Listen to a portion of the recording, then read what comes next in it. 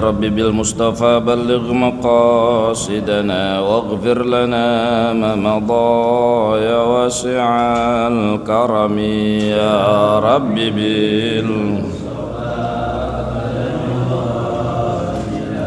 واغفر لنا ما مضى يا ربي هيئ لنا من أمرنا رشدا واجعل معونتك الحسنى لنا مددا يا ربي بلغ مقاصدنا واغفر لنا يا واسعا ولا تكلنا إلى تدبير أنفسنا فالنفس تعجز عن إصلاح ما فسد يا رب بلغ مقاصدنا واغفر لنا ما مضى أنت العليم وقد وجهت يا أملي إلى رجائك وجها سائلا ويدا يا ربي سيدنا واغفر لنا ما مضى اللهم صل وسلم وبارك عليه وعلى آله.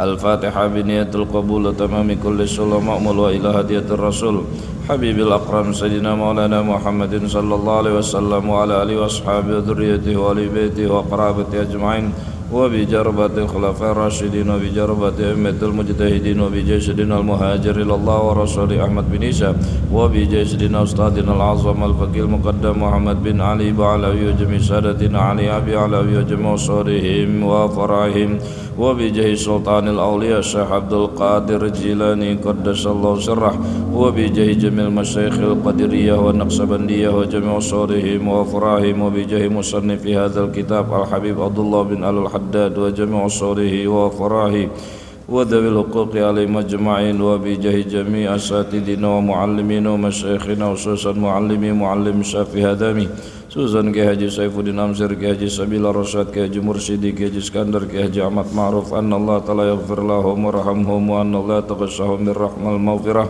wa ili darajatihim fil jannah thumma ila arwahil mu'minin wal mu'minat wal muslimin wal muslimat wa nakhussu ila arwahil kubur liman hadara fi hadzal majlis wa nakhussu susan ila ruhi Kiai Haji Zain Rafiq Fahruddin anna Allah ta'ala yaghfir lahu warhamhu wa afi wa'fu anhu wa biniyati anna Allah ta'ala yaftahu lana فتوح العارفين ويفقهنا في الدين ورزقنا كمال الإخلاص واليقين ورزقنا علما نافعا ورزقنا فهم النبيين ورزقنا حسن الختام ورزق من آبائنا أمهاتنا رزقا واسعا حلالا طيبا مباركا ورزقنا من حيث لا نحتسب ببركة هذا المجلس في المجلس الغزائن.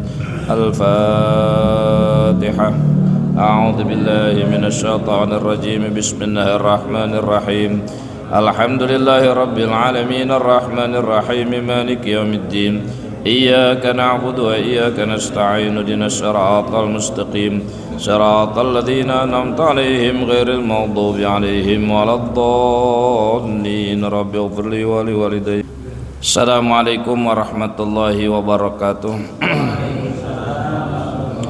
Alhamdulillahi rabbil alamin wassalatu wassalamu ala habibi rabbil alamin imamil mujahidin qa'idil ghurril muajjalin sayyidina Muhammadin wa ala alihi wa sahbihi ajma'in. Amma ba'du, qala subhanaka la ilma lana illa ma 'allamtana innaka antal alimul hakim. Rabbi shrah li sadri wa yassir li amri wahlul 'uqdatam min lisani yafqahu qawli. Qala Syekhul Mu'allif rahimahullahu ta'ala wa nafa'ana bihi wa bi'ulumihi fi daraihi amin ya rabbal alamin. Wa kullu man lam yubaligh fit tamassuki bil kitabi was sunnati wa lam yubadzil wus'ahu fi mutaba'atir rasuli wa huwa ma'a dzalika yadda'i anna lahu makanatun minallahi ta'ala fala taltafit ilaihi wala ta'ruju alaihi wa in tara fil hawai wa masya alal ma'i wa tuyat lahul masafatu wa gharaqat lahul adatu. Kita masih masuk kepada fasal anjuran dari Ki Musannif Al-Habib Al-Haddad di antara upaya kita untuk mendekatkan diri kita kepada Allah.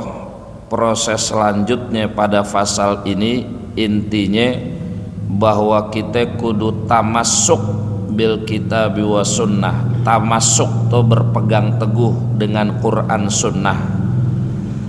Jadi Quran sunnah itu kudu bener-bener jadi iktisam, pegangan. Karena Quran sunnah itu dinullahil qawim, sumbernya. Nah, kemudian lanjutan yang kita baca wa kullu dan setiap, wa kullu man dan setiap orang, lam yubaligh yang tidak memaksimalkan, membanyakkan fit tamassuki bil kitabi was sunnati, di dalam berpegang teguh kepada kitab dan sunnah, Quran dan hadis, walam yubadzil, ini kurang titik nih, badzlul wus'i, bukan dal, dzal, badzala yubadzilu, walam yubadzil wus'ahu, dan belum mengkerahkan kemampuannya fi mutaba'atir rasuli, di dalam mengikuti Rasul, wa huwa, dan sementara dia, ma'adzalika, disertai dengan demikian itu, yadda'i, dia mengaku, anna, bahwasanya, lahu, bagi orang tersebut, makanatun, punya makanah, posisi, tempat, minallahi, dari Allah Ta'ala. Maka apa tafreknya, kata Ki Musannif, kalau ada orang model begitu, ngaku ngikut kepada Nabi, Quran sunnahnya belum maksimal, tapi dia ngaku-ngaku udah punya posisi, punya tempat di hadapan Allah.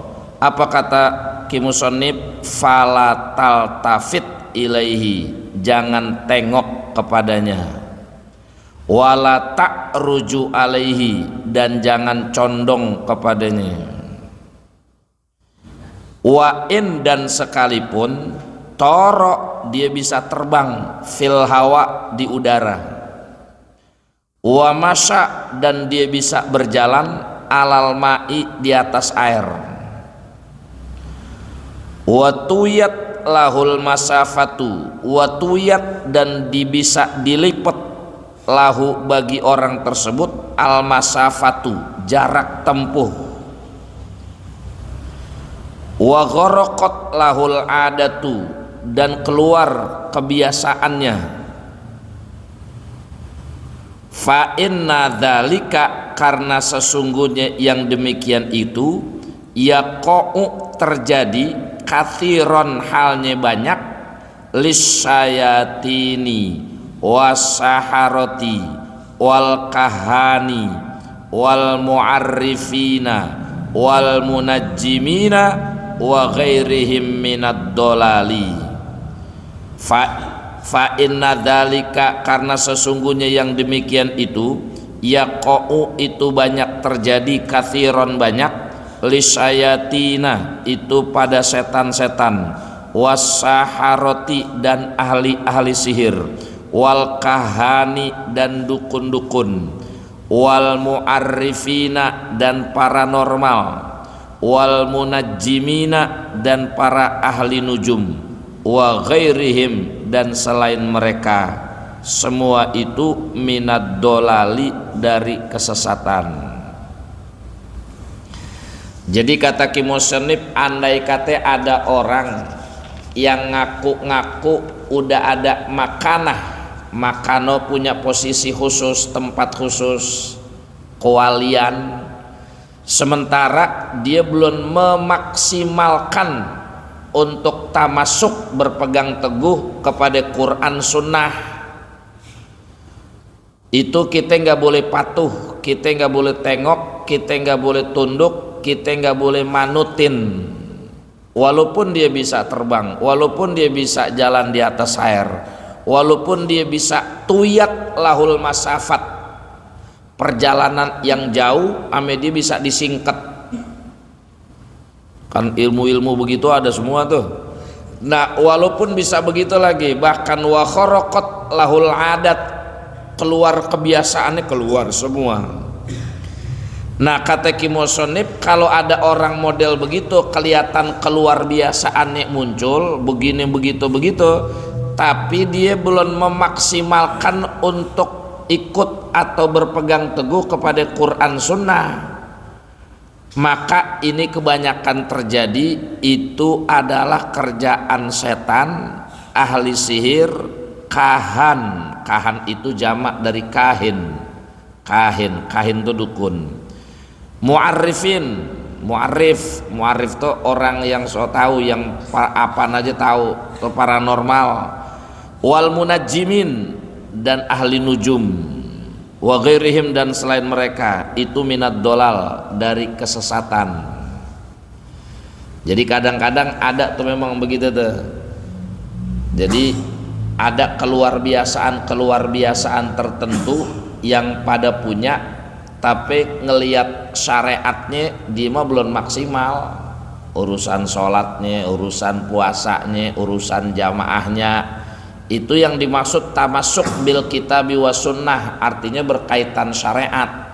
Nah, kita malah suruh waspada, jangan main ngikut baik, walaupun kelihatannya punya keajaiban, keluar biasaan. Karena bisa kejadian itu semua biasanya lumrah dilakukan sama setan, kahin, mu'arif, munajjim, itu biasanya masyhur, yaqa'u katsiran, banyak terjadi. Nah, makanya kadang-kadang yang suka banyak terjadi di masyarakat ya begitu tuh, orang ngelihat zohirnya, nggak ada urusan namanya sholat atau puasa atau enggaknya, yang penting sakti aja. Akhirnya yaltafit, dia menoleh, dia nengok, dia ngikut, ya'ruju, dia condong. Artinya itu yang dikhawatirkan dan diingatkan oleh Al-Habib Abdullah bin Al-Haddad. Karena kalau sudah judulnya keluar biasaan itu dari setan, kalau dalam bahasa kitab Mamba ul hikmah itu dia asra'u, lebih cepat emang daripada orang hasil takorubnya kepada Allah. Jadi khawariknya itu lebih cepat. Kan yang namanya khawarik itu keluar biasaan, khorikul adah itu keluar biasaan. Ada irhas, ada mukjizat, ada karomah, ada maunah, ada hikmah, ada istidraj. Nah, istidraj ini menyangkut jenis sihir, istidraj. Kalau irhas, keluar biasaan seseorang yang dikasih sebelum diangkat jadi nabi, itu namanya irhas. Nabi dulu umur 12 tahun dari umur 9 tahun diajak kami pamannya Abu Thalib ke Syam. Matahari kagak bisa manasin, diakutin awan kemana-mana, diikutin awan. Itu bukan mukjizat tuh, irhas, karena belum diangkat jadi nabi. Begitu keluar biasaan terjadi kepada diri nabi yang udah diangkat jadi nabi, namanya mukjizat. Ada wali-wali Allah, para aulia, para asfiya yang punya keluar biasaan, nah itu karomah. Kayak sunan-sunan kita, wali songo, para aulia mana aja, itu rata-rata ada karomah tuh. Walaupun kalau dalam bahasa kitab hikam, wala yarju ilaihi fa in aroja walam yarju ilaiha fa in rojaha batolatil wilayatu. Walaupun karomah itu lam yarju, tidak diharapkan ame para wali. Kalau wa in rojaha, kalau si wali itu mengharapkan karomah, batolatil wilayah, kewaliannya jadi batal. Tapi tetap ada karomah. Jadi karomah itu keluar biasaan. Ada lagi maunah. Maunah itu keluar biasaan yang dimiliki orang soleh, maunah namanya. Ada lagi hikmah.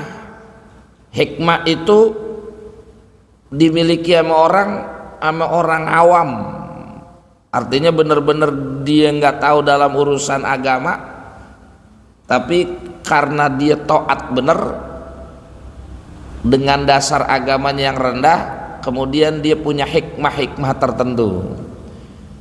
Nah yang terakhir ini yang bahaya, istidraj, kasihri, seperti sihir. Nah sementara kita itu susah ngebedain, masyarakat awam susah ngebedain ini sihir apa karomah gitu. Pokoknya ada keluar biasaan aja dah, orang udah main kagum, orang udah mulai takjub gitu. Nah itu yang kita kudu hati-hati sebagai orang yang udah rajin akrab dengan majelis ilmu. Makanya dulu ada cerita di dalam kitab hikam tuh, ada orang mancing berdua, yang satu pakai nama bismillah, yang kedua mancingnya bismisyaiton. Itu yang nyebut bismillah seharian kagak dapat, kagak nyentak pisan. Yang bismisyaiton itu hampir 5 menit sekali nyentak mulu. Itu udah seharian. Orang yang nyebut bismillahirrahmanirrahim kagak dapat tuh. Sampai ada orang yang nilai bahwa bismisyaiton lebih tinggi dari bismillah, karena yang dilihat zohirnya. Orang kalau awam ngelihat zohirnya tuh, padahal dia nyebutnya bismisyaiton. Yang satu lagi bismillah. Nah yang bismillah tuh kagak dapat. Tapi dibalik itu cerita itu tuh endingnya baru ketahuan bahwa orang yang lagi nyebut bismillah kagak dapat, hakikatnya Allah lagi pengen selamatin. Kenapa emang? Karena ikan yang didapat semua ame orang yang mancing pakai nama bismisyaiton itu udah pada kena limbah, ada penyakit virus yang ada pada diri si ikan. Maka begitu keluarganya makan, saudaranya makan, itu kagak ada yang selamat tuh. Nah itu biasanya dibalik itu yang kita kagak tahu. Nah makanya sebagai orang beriman suruh berpikirnya panjang kan. Jadi jangan ngelihat sesuatu yang luar biasa yang langsung. Nah itu yang kita kudu waspada dan lihat-lihat lagi. Artinya ini jalurnya bener gak nih, ini pas gak nih. Nah itu kewaspadaan kita kalau nyari ilmu hikmah tuh. Walaupun ilmu hikmah yang bener ada, kayak Imam Ghazali itu punya kitab atau nyusun kitab judulnya Al-Awfaq, wafak. Ada tuh Al-Aufaq. Dulu saya waktu lagi masuk kampung Kupu pertama bikin pengajian, awal ngaji Quran ame kitabnya Nasoil Hibat dulu. Itu juga emang ada yang minta, ada kampung situ yang minta berdua, akhirnya ngaji kita habis subuh, entah habis isya, ada orang lewat ngikut, ada yang ngikut, tapi sengikut-ngikutnya ya nggak pernah banyak. Akhirnya diceritain ame yang pertama ngikut, di sini mah dulu kita pernah diajarin ngaji itu yang kontak-kontak Ustadz, ilmu-ilmu kontak. Nah orang sini banyak nih kalau yang ikut begituan. Kita tes, yaudah deh besok kita ngaji kitab Al-Aufaq. Begitu kita ngaji soal wafak, bener yang ikut banyak, hampir 50 orang, sampai gelas di rumah kagak cukup. Al-Aufaq itu juga dulu guru masih ada, guru saya tuh, guru hikmah. Saya izin, Mbah besok mau ngaji hikmah di rumah, izin ngaji soal wafak.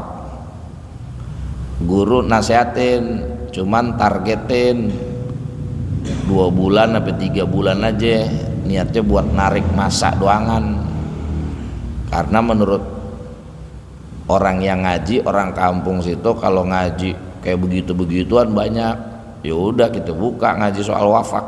Ya bener banyak tuh, banyak banget, nyebar banyak yang ngaji.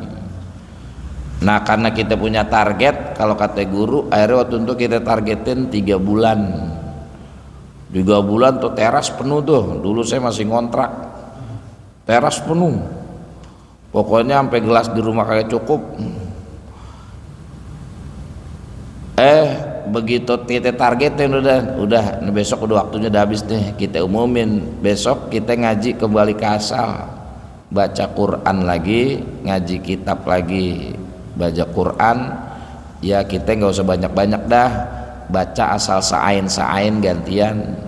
Itu dari jumlah 50 rembes tinggal 5. Nah itu tuh yang begitu orang pada ngeliat tuh, itu saya ngajinya pakai atraksi lagi, udah mungkin cepet tuh, artinya atraksi yang kelihatan orang jadi kagum. Nah padahal di saat kita mulai pengajian dengan cara begitu kita beban itu, karena mengajak orang buat ke situ arahnya.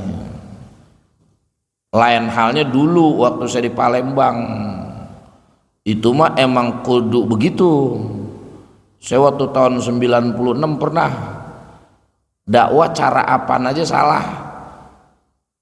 Kita di masjid ngajakin ngaji salah, kita datang ke rumah diomelin, kita bagiin sembako diomelin juga, sembakonya diambil ngajinya kagak mau. Akhirnya ngelihat situasi di situ, orang pada lagi doyan ngadu ayam. Nah akhirnya saya beli ayam di kota, ada namanya kota Tanjung Sakti, di kecamatan Tanjung Sakti, kota Pagar Alam, Kabupaten Muara Enim. Itu saya beli ayam di situ. Nah ayam di situ, begitu beli ayam Bangkok, begitu sampai kamar itu ayam kita bacain semua wiridan yang pernah saya dapat, saya bacain ke ayam. Saya yakin begitu ayam saya udah sakti, saya tantangin daftar kepala dusun, Pak Kadus saya pengen ikut nyabung ayam di sana. Kalau nyabung ayam sampai 7 dusun 8 dusun dibikinin ring, seru. Singkat cerita ayam saya menang.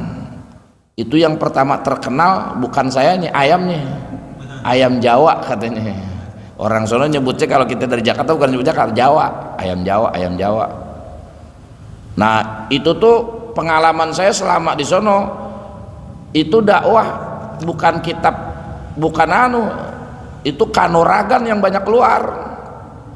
Tapi di situ tingkat keyakinan jadi tambah mantep, karena kita tulus ikhlas bener-bener karena Allah. Apapun yang menjadi penantang kita dalam urusan apa, sampai saya berkelahi sama dukun di sana, sampai menang. Nah itu nambah keyakinan, pokoknya nggak pernah ada yang kagak dikabul sama Allah, semuanya dikabul, karena mungkin niatnya tulus sekali buat agama, kagak ada urusannya sama amplop, kagak ada urusannya berkat, kagak ada urusannya mau wadon, pokoknya udah murni agama aja dah. Nah itu perjalanan dakwah di sono no. Nah itu berlaku, bisa mungkin, walaupun semua rata-rata awal ngajinya pengen sakti semua, sampai saya dibilang dewa sih waktu itu, titisan dewa. Iya, karena di sana ada batu besar, ada telapak kakinya, yang satu kecilan, yang satu gedean, cuman kanan dua-duanya, kirinya kagak ada. Nah orang sana nyanggup katanya tapak dewa, makanya disebut batu tapak dewa. Itu di situ tiap hari ada aja tuh yang motong ayam di situ. Jadi kalau kagak motong tuh orang kesurupan dan lain sebagainya. Nah ketika ada kejadian tertentu, pernah ada kejadian, akhirnya kudu berurusan sama dukun di situ tuh. Nah dukun di situ kagak nggak nerima. Nah itu panjang cerita begitu tuh. Nah intinya bahwa ketika ada sesuatu berkaitan yang zohir emang bisa dipakai, tapi di kalangan-kalangan tertentu. Tapi di saat itu kita nggak bisa menjaganya, maka orang bakal begitu terus. Makanya waktu pengajian dulu saya buka kitab Al-Awfaq, itu suruh targetin nama guru 3 bulan paling lama, jangan lama-lama, ntar keburu kelelep orang semuanya, nganyut akhirnya. Maksudnya kagak takut, akhirnya pada kagak doyan ngaji, doyannya begituan doangan. Nah itu penyakit tuh. Nah itu memang ada, makanya di sini disebutin yaqa'u katsiron fa inna dzalika, karena sesungguhnya yang demikian itu yaqa'u katsiron, banyak terjadi, banyak, karena yang bantuin setan gitu. Nah itu minad dolal, bagian dari kesesatan. Wala yakhruju mithla dzalika an kaunihi istidrojan, tuh dia tuh, wa talbisan ila kaunihi karamatan au ta'idan illa wujudal istiqamati. Wala yakhruju, dan hal model kayak begitu tidaklah keluar, mithlu dzalika, seperti itu, an kaunihi, dari keadaan orang yang sakti tadi tuh, punya kesaktian, itu adalah kaunihi istidrojan. Istidroj itu keluar biasaan yang datangnya bukan dari Allah. Dia punya keluar biasaan tapi Allah nggak redho. Dia punya kekayaan, Allah kagak redho. Dia punya kekuasaan, Allah kagak redho. Itu istidroj. Dan istidroj itu lebih cepat. Kayak tadi orang mancing ikan bismi syaiton, itu lebih cepat dapatnya. Istidroj namanya, setan yang bantuin. Watalbisan, dan penipuan, pengelabuan, ila kaunihi, kepada keadaannya, karomatan, halnya kepada karomah, au ta'idan, atau sebagai penguat, illa, kecuali wujudal istiqomati, adanya keistiqomahan, fiman, pada orang, zoharo, yang nampak, alaihi, atasnya, wahadal maghruru, dan hal ini maghrur, banyak yang tertipu, wa amsaluhu, dan yang semisal-semisalnya. Innama yalbisuna, sesungguhnya yalbisuna, yang menipu atau yang memakai, alal ghawghai wasuflati. Ghawgha itu orang yang punya kepengenan tinggi, ambisi kalau kata kita, wasuflati, dan orang bawah, orang rendah.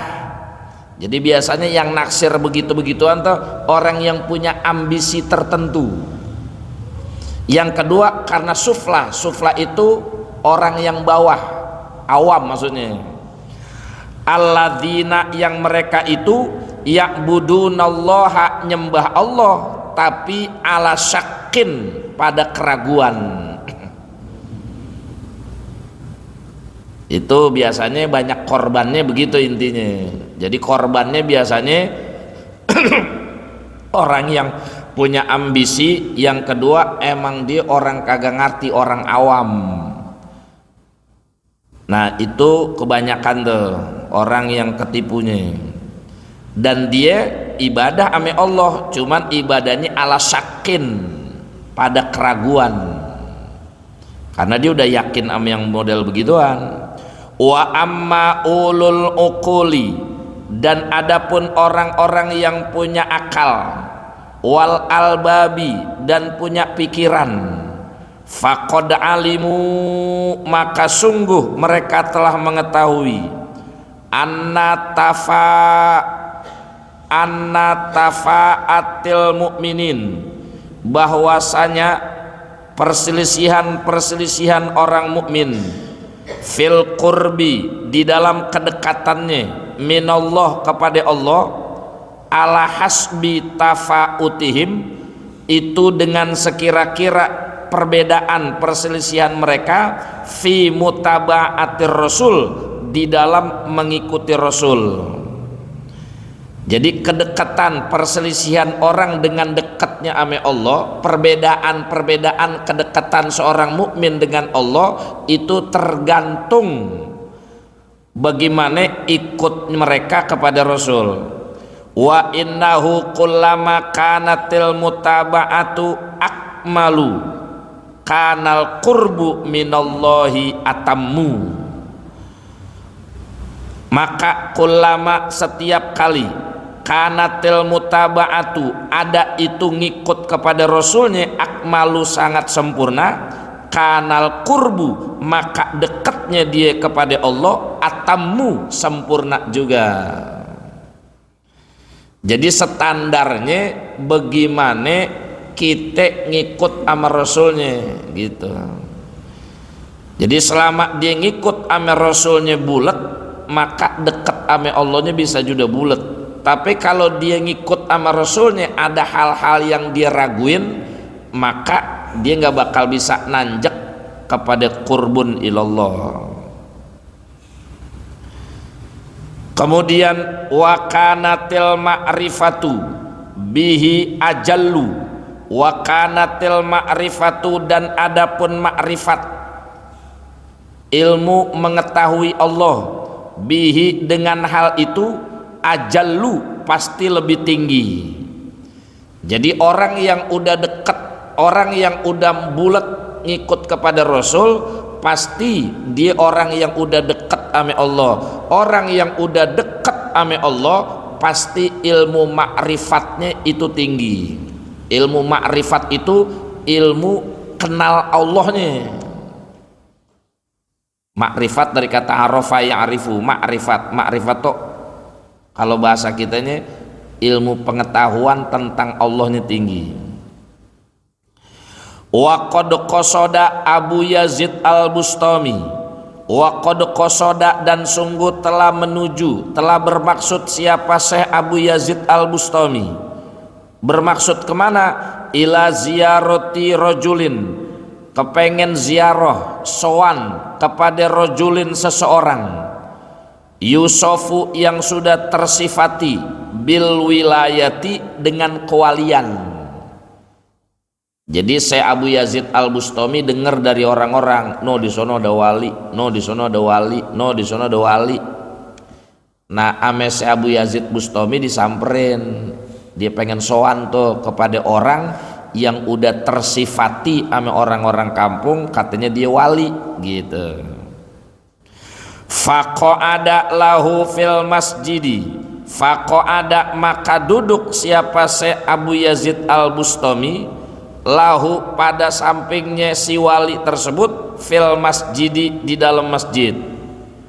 Falamma kharaja maka ketika dia keluar, hadarathu nakhomatun, maka orang tersebut mengeluarkan nukhomah. nukhomah tuh reak, dahak kalau kata kita. Faroma maka kemudian membuang siapa rojul yang dikata wali tersebut, biha dengan nukhomah, dengan reaknya itu, fiha itil masjidi, di tembok masjid. Jadi si Abu Yazid Bustami nyamperin tuh orang itu, ternyata lagi di masjid, disamperin. Begitu disamperin, duduk tuh di samping orang tersebut. Begitu disamperin tersebut, diikutin tuh keluar. Begitu keluar, tuh orang yang dikata wali tuh ngeluarin reak kalau kata kita. Dicuehin tuh, dilemparinnya fiha itil masjid, di tembok masjid. Terus apa yang dilakukan sama si Abu Yazid Al-Bustami? Faroja'a Abu Yazid, faroja'a maka pulang to si Abu Yazid, walam yajtami dan tidak berkumpul, bihi dengan orang itu, waqala dan berkata Abu Yazid Al-Bustami, kaifa yu'minu ala asrarillah man lam yuhsinil muhafazata ala adabis syariati. Kata Abu Yazid Al-Bustami, kaifa bagaimana, yu'manu bisa dipercaya, ala asrarillah orang sudah mengenal sir-sirnya Allah, man lam yuhsin sementara dia belum memperbaiki, al muhafazata penjagaannya, muhafazahnya, ala adabis syariati dengan adab-adab syariat. Jadi kata si Abu Yazid Al-Bustami, bagaimana bisa dipercaya orang itu katanya udah tenggelam, terhanyut di dalam sir-sirnya Allah, sementara ame adab syariat aja dia kagak ada. Nah itu, ini wali yang dimaksud itu makom wali-wali aktob, atqiya. Tapi beda halnya emang kalau ada wali anjab. Wali anjab itu yang kalau model-modelnya kayak Wan Sehon, model-modelnya kayak yang Habib Gresik, yang dulu di Pasuruan tuh Habib Ja'far. Itu di luar nalar kita, udah di luar nalar. Nah itu hal model begitu tuh ada makom tersendiri tuh. Kalau dalam kitab Risalatul Qusairiyah atau di dalam kitab apa itu ya, itu dibahas tuh. Artinya ada makom dan hal tertentu orang yang dikasih ame Allah tapi modelnya tidak sesuai nalar ame orang biasa. Nah itu kita juga kudu hati-hati. Artinya kudu hati-hati, kalau kita belum siap berhusnuzon full, nggak usah niat pengen ketemu. Dulu waktu lagi saya ngaji lagi ame Habib Ali Tebet itu, anaknya Sayyidul Walid itu, dulu Wanson lagi baru-baru naik daun itu, banyak karomah orang yang banyak cerita-cerita. Itu lagi ngaji ada yang nanya, Habib Ali, Bib itu Wanson bagaimana? Beliau kagak jawab tuh. Udah beliau nggak jawab. Artinya nggak jawab, artinya itu nggak bisa dikomentarin ame akal biasa gitu, ame akal biasa. Akhirnya beliau cerita, dulu beliau masih ada tinggal di, awalnya kan Wanson tinggal di Bekasi, di apa daerah namanya itu awalnya di sana di Bekasi. Itu beliau lagi ada di tempat di situ, ada bawa bapak nganterin anaknya mau ke sekolah SMP. Begitu datang, Bib doain anak Aniwan, doainnya biar encer otaknya, dia bego banget nih, orang kampung bahasanya begitu tuh. Dapat berapa waktu datang lagi tuh, datang lagi nangis cuman, Wan, anak saya celakaan, ketiabak kontainer. Ya tadi mintanya otaknya biar encer beneran itu. Itu di luar nalar itu. Makanya kalau kata Habib Ali, kalau belum siap berhusnuzon tinggi dan penuh, nggak usah niat pengen ketemu yang model begitu. Kalau emang ntar ketemu, ya udah ntar Allah yang ketemuin, nggak usah pakai dicari-cari. Ada kan orang cari-cari, oh di sana. Tapi husnuzonnya belum full. Dan yang kedua, tatabuknya belum bisa, ya jangan, karena nanti bisa ngerusak ilmu zohir ame ilmu batin yang kita punya. Nah itu, jadi ada kalanya ada orang model begitu, ada disebutnya wali anjab. Makanya ada aktob, anjab, ahbab, atkob, aktob. Itu model-model cirinya beda-beda. Nah jadi kata Syekh Habib Zaid Bustami begitu tuh, bagaimana mau dipercaya orang dia nggak bisa menjaga adab syariat gitu. Wa qala al-Junaidi rahimahkumullah, Syekh Junaidi al-Baghdadi, apa kata beliau? Kullut turuki, setiap torikoh itu, turuk itu jamak dari torikoh. Setiap torikoh itu masdudatun, terikat, ila alamanik ketafah, athari rasul, kepada orang yang ngikut dengan atharnya Rasul, jejak Rasul. Jadi kata Syekh Junaidi, semua toriko itu pasti terikat dengan jejak Rasul, nggak bisa dipungkiri itu. Semua toriko aja apa aja, selama toriko to mu'tabaroh, maka semua kembali kepada jejak Rasul semua. Mau Sazdiliyah ke, mau Naksabandiyah ke, Qadiriyah, Tijaniyah, Alawiyah, itu semuanya kembali ke jejaknya Rasul. Kata Syekh Junaidi al-Baghdadi, wa qala Sahal bin Abdullah, dan berkata Sahal bin Abdullah rahimahullahu ta'ala, apa kata beliau? La mu'ina illallah, tidak ada yang bisa menolong illallah kecuali Allah. Wala dalila, dan tidak ada petunjuk illa Rasulullah kecuali Rasulullah. Wala zada, din tidak ada bekal illa taqwa kecuali taqwa. Wala amala, dan tidak ada amal illa sabra alaihi kecuali sabar pada amal tersebut, alaihi alal amal. Ini terakhir nih. Jadi kata Sahal bin Abdullah, ini ada kaul nih, ini bagus nih, artinya buat memantapkan tauhid. Satu, la mu'ina illallah. Dua, wala dalila illa Rasulullah, illa Rasulullah. Ketiga, wala zada illa taqwa. Keempat, wala amala illa sabar alaihi.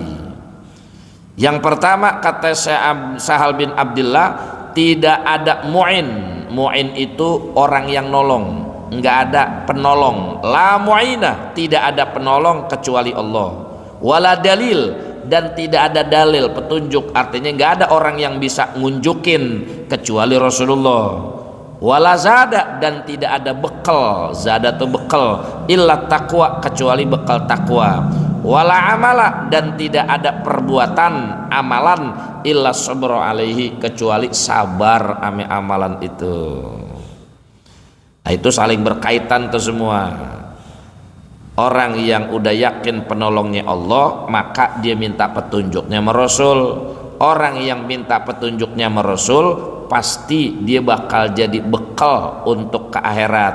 Orang yang punya bekal takwa pasti ame amalan sabar, ame amalnya sabar. Wa'lam wallahu a'lam.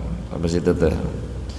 Jadi kesimpulan apa yang kita baca, nyambungin bacaan kita kemarin tentang kita dianjurkan untuk berpegang kepada Quran ame sunnah. Nah, seperti yang saya sampaikan kemarin, orang berpegang kepada Quran sunnah, cara yang paling adena itu takzim, mengagungkan. Kan yang paling bagus mengamalkan. Kalau mengamalkan itu berarti menghafal, mengamalkan, itu tuh tingkat yang tinggi tuh. Ntar turun ke bawah orang yang menghafal, turun ke bawah lagi orang yang mendawamkan tadarus, orang turun lagi orang yang mau belajar Qur'annya. Yang kelima, kalau kagak mau belajar juga yang paling rendah tuh mentakzimkan, mengagungkan Quran minimal hadis.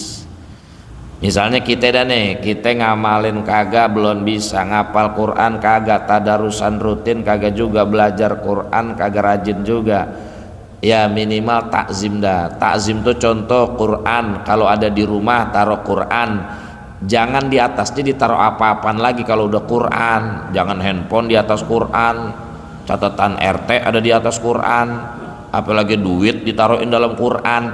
Itu nggak takzim tuh namanya, nggak takzim. Kalau kata Imam Ghazali dalam kitab Syarhus Salikin, man la yu'azzim al-Qur'ana fahuwa asun bihi, siapa orang yang tidak menghormati Quran fa innahu asun bihi, dia sedang bermaksiat sama Quran. Jadi jangan sampai tuh kita udah ngamalin belum, ngapalin kagak, tadarusan rutin kagak, baca Quran kagak, belajar Quran kagak, minimal yang paling rendah menghormati, mengagungkan kagak juga. Kita lihat di musola ada anak-anak baca Quran naruhnya sembarangan, di atas ditaruh anu, kita lihat peduli, kita pindahin, kita lihat pindahin, kita cium dulu, taruh atas, paling atas. Nah itu yang begitu-begitu tuh itu takzim, itu termasuk kita tamasuk bil Quran was sunnah, itu tingkat paling rendahnya. Nah jadi bacaan kita pasalnya masih nerusin kemarin, intinya soal berpegang teguh kepada Quran dan sunnah, dan itu semua harus kita maksimalin, tingkatin maksudnya. Dan bacaan yang tadi, ada orang yang tidak memaksimalkan tapi ngaku-ngaku jadi wali, nah kewaliannya kudu dipertanyakan, begitu intinya, walaupun dia punya keluar biasaan. Nah keluar biasaan itu bisa jadi sumbernya dari setan, artinya istidraj, Allah enggak ridho. Nah kita dilarang ikut. Kalau dalam perkataan Syekh Abu Yazid Al-Bustami di dalam kitab Risalatul Ainiyah, di antara lain kayak tadi tuh ungkapan tadi, kalau kita ngelihat seseorang, idza ra'aita rajulan yatiru fil hawa, apabila engkau ngelihat seseorang yang udah bisa berterbang di atas udara, fala taqtadu bihi, jangan kamu ikutin dulu, tapi ngelihat syariat sehari-sehariannya, dia sholat gak, kencing cebok apa kagak, makan sembarangan apa kagak. Nah suruh lihat tuh hal-hal yang adab-adab yang ringan-ringan. Nah kalau itu udah patah maka batal semua. Nah jadi inti kesimpulannya bahwa orang yang punya berpegang teguh kepada Quran yang sunnah, maka dia bakal dekat dengan pengikutan dia kepada Rasul. Kalau dia udah ngikut kepada Rasul maka dia bakal dideketin sama Allah. Mudah-mudahan apa yang kita baca, apa yang kita dengar berkaitan dengan tamasuk bil Quran was sunnah, minimal mengagungkan, menjaga kehormatan Quran dan sunnah. Mudah-mudahan kita bisa mendapatkan kemuliaan tersebut dan diberikan keistiqomahan, amin ya rabbal alamin. Wa'fu anni karim, wa'fu anni karim, wa'fu anni karim ya arhamar rahimin, irhamna Allahumma bihurmati ma qara'na fi hadzal majlis, Allahumma bi barakati ma sami'na fi hadzal majlis, ighfir lana dzunubana, ustur lana uyubana, ikshif lana qurbana, Allahumma faqihna wa faqih ahlana wa faqih dzurriyyatina wa faqih man talabal ilma fi hadza majlis al-ghazain bi ilmika wa hilmika wa hikmatika bi rahmatika ya arhamar rahimin, bi fadli subhana rabbika rabbil izzati amma yasifun, salamun alal mursalin walhamdulillahi rabbil alamin. Taqabbalallah. Assalamualaikum warahmatullahi wabarakatuh.